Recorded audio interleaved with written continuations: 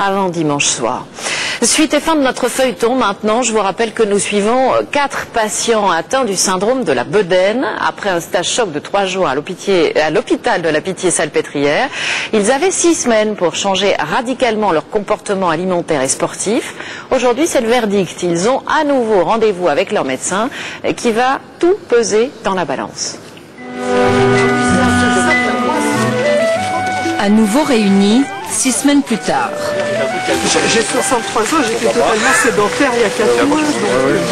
Cette fois-ci, pour un examen de passage. Bonjour, vous allez bien? Chacun a-t-il fait des progrès? À Laurence de le vérifier. Je pense que je suis à 130 en poursuite d'essoufflement. Bon point pour Gilles, qui a amélioré son seuil d'essoufflement. Ce seuil, à partir duquel s'éliminent les mauvaises graisses. Vous avez travaillé? Les progrès sont là. Tout votre poids n'est pas sur vos... Manque d'entraînement en revanche pour Benjamin, qui s'essouffle trop vite. Très bien, on va commencer à prendre là, ici. Vous n'avez pas beaucoup travaillé. Un peu par rapport à avant, j'ai beaucoup travaillé. Mais par rapport à ce que je m'étais donné comme objectif, j'ai fait beaucoup moins, j'avoue. Alors, nous, on avait dit, on travaillait entre 120 et 125. Vous avez trouvé ça facile? Alors, la première fois, j'ai craché mes poumons, littéralement. La deuxième fois, j'ai fait...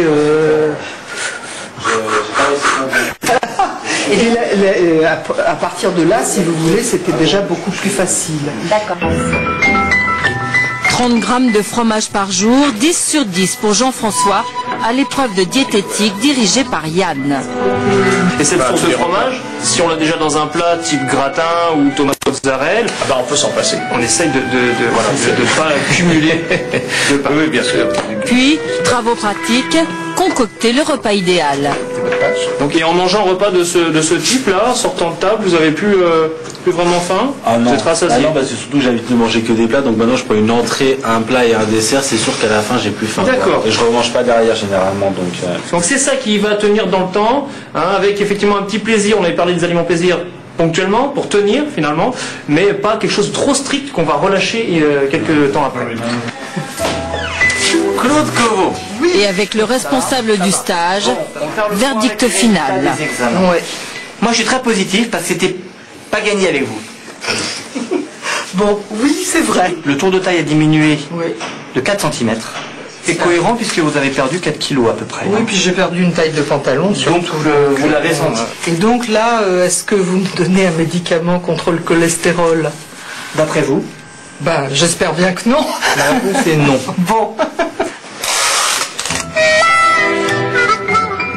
On a 101 cm. Donc on a une diminution du tour de taille. Une diminution de 3 cm, mais peut mieux faire. Malgré tout, il se passe quelque chose à l'intérieur du corps qui est favorable.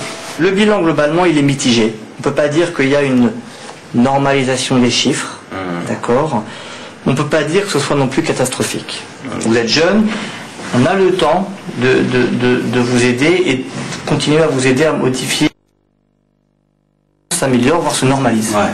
Au fur et à mesure, je suis en train de progresser, faire de plus d'efforts. C'est comme maintenant, je fais de la course à pied. Il y a 6 mois, j'aurais jamais imaginé que j'aurais fait de la course à pied. Alors là, aujourd'hui, on a 98 cm de tour de taille. 3 cm et 4 kg en moins pour Jean-François. 101 cm. Encourageant. L'élément le plus important, c'est que vous avez progressé sur le plan diététique et l'activité physique, mais qu'il y a encore à faire. Hein, Yann?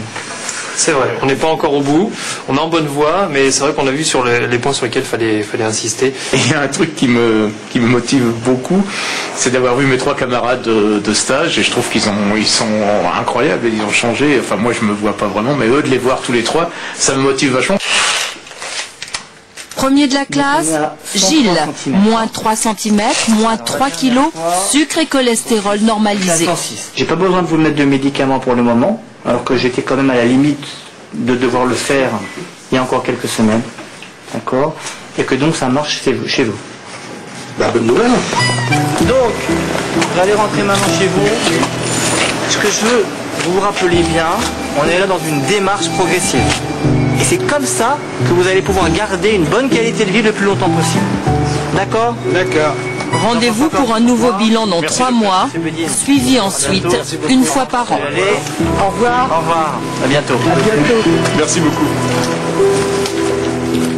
Serrez vos ceintures à un feuilleton signé José Blanc-Lapierre, Mathieu Nivenglowski, Stéphane Legel et Isabelle Tartakovsky.